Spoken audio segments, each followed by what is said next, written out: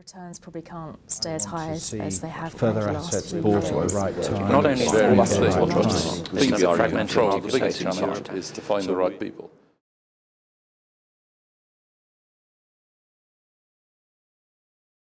Toby Courtauld, Great Portland Estates has posted an 11% increase in net asset value for the 6 months to September end. The value of the company's portfolio up 8.9%, yet profit down 148 million to 130 million. Indeed, you have used the words negative and challenging to describe the property and credit markets. Are the next 6 months going to be better or worse for Great Portland Estates? Well, let's put it in context first of all. The first 6 months have been very good for the company. We've generated NAV, as you say, of 11.1% growth, and we've generated some good rental growth as well. And interestingly, that rental growth has more than offset the negative effects of yields rising in the first half, which we've seen, unsurprisingly, as they have across the UK property markets. For the second half, I think it's fair to assume that the rates of return will be lower. I think a number of things are happening here. One, capitalization rates, yields are still rising, and I think rental growth, having had 9% in the first half, is likely to be slightly slower in the second half. The key question for us is whether we can continue to deliver these asset repositioning success stories that have been counteracting the negative effect of rising yields during the second half. And fingers crossed, you can't do them every 3 months, and over the 12-month, 24-month view, the medium term, we have every confidence that we will be able to. Indeed, you say that the company's best placed to manage themselves now are those that can reposition themselves and their assets to generate that sort of rental growth. Just on that, I mean, the rental growth for the period has slipped, hasn't it, from 4.6% to 4% for the company, although that's a reasonably healthy figure in itself, sort of just under 9%. Are you confident the next period will see growth in terms of that? Well, let's look at it in the context of where the portfolio stands overall. We have a portfolio that is 81% West End, 70-odd% of it is in and around Oxford Circus, so some of the most expensive real estate in the country. Yet our average rent is only £32.60 a foot. Okay, our average ERV is £45.70. So we have already built into our balance sheet, if you like, something akin to 40% of reversion. So there's lots to go for, even if market rents don't move at all. Actually, the 45.70 ERV number is a number we want to push further by improving our assets. So what we aim to do in the next couple of years, and I try not to think too much quarter by quarter, over the next couple of years we want to be able to take that 45.70, invest in the properties, improve them further, get those rents higher, and we see no reason why we shouldn't continue to do that, particularly when you remember that the supply and the demand equation in central London, in the West End certainly, still favours the landlord. Supply is very tight. There's no sign of a building boom undermining the supply side in the West End, yet requirement levels from occupiers remains pretty healthy. I mean, in our own business, we have a void rate today of something like 3.2%. Plenty of people still wanting to take space from us.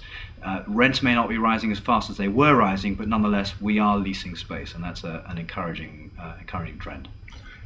Now, more than 80% of your portfolio is in the West End.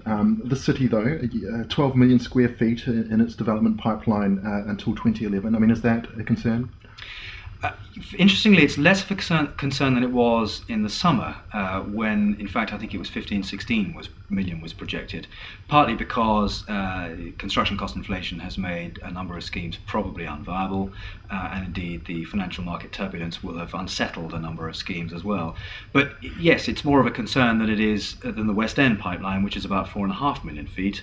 So big difference between the two, completely different market dynamics, barriers to entry in the West End very high, not really that high at all in the city, but we're 10% invested in the city, which it's not our main market. We have one big holding in the city, which is a terrific medium-term redevelopment, but it's probably for the next cycle on Bishopsgate. Would you be looking to increase your stake in the city despite what's been happening recently? We're value-driven investors. We will go anywhere in central London where we find real value, and by real value I mean we're getting in at a price that enables us to do what we do, which is spend money on the assets to reposition them. And our track record in the last 24 months of acquisitions has been typically that we buy at a discount, we manage to add value, and our accretion as a result from acquisitions has been very strong. So if we can find value, we're a buyer, if it's in the city or the West End. Now, falling property returns predicted a whole year before the current financial turmoil has put a bit of brake on things. Can you quantify at all the recent turmoil to Great Portland Estates business? I mean, is that easy for you to do? Well, I think it's very difficult to do, because actually there are very few signs of turmoil. If you look at our rent roll, for example, it's very broadly spread. We have something like 15% of our rent roll is in the financial services industry, so we're not heavily exposed to the area that's been most exposed to the turmoil in the markets. And within that 15%, a very small proportion is the more aggressive, risky end, the hedge fund market, for example. So we have about 4% of the rent roll is fund managers, and within that a small percentage is hedge funds. So the turmoil, difficult to see in our business, actually. I think the area you can see it is in expanding yields, where cap rates have been rising, and as you've seen in this second quarter in particular, we've been able to counteract the negative effects of that increasing cap rate by improving our buildings. One last question. It's about Great Portland Estate and the market looking ahead, not just into the next half, but into the next couple of years. The industry itself has gone through a period of remarkable growth in the past 2 years. Things will slow down a little. How will you be positioning Great Portland Estates to make sure that it can still have a profitable future? Doing what we've been doing now for the best part of 5 years, and doing it as well as we do it, i.e. buying cheap, investing in our properties, making sure that we know the local market inside out, and when we've added value and somebody else with a lower cost of capital than us can hold it more efficiently, trading on and starting again. And what's been really interesting in the last 6 months is the real returns that we have made relative to the market has come from our asset management. And that's our stock in trade. We've got to carry on asset managing our properties as aggressively and as successfully as we do, and insofar as we can do that well, we remain pretty confident. Looking beyond London Central in the near future? Nope. Central London in its broadest sense. So we're invested in Southwark. To us, that's very central. We'll look at some of the markets around King's Cross, possibly. We're unlikely to go much further afield than that. We're unlikely to go much further west than Edgware Road, for example.